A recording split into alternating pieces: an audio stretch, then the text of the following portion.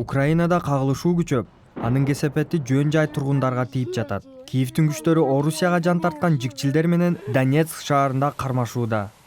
Жикчилдер өкмөт тургундарды бутага алууда деп айыптаса, өкмөт бул дооматтарды четке кагууда.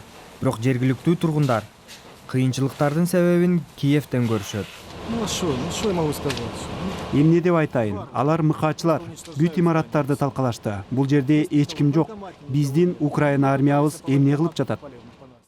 Бүгүн артиллерия ракетасы түрмөгө тийип, 106 кылмышкер качып чыкканы кабарланды.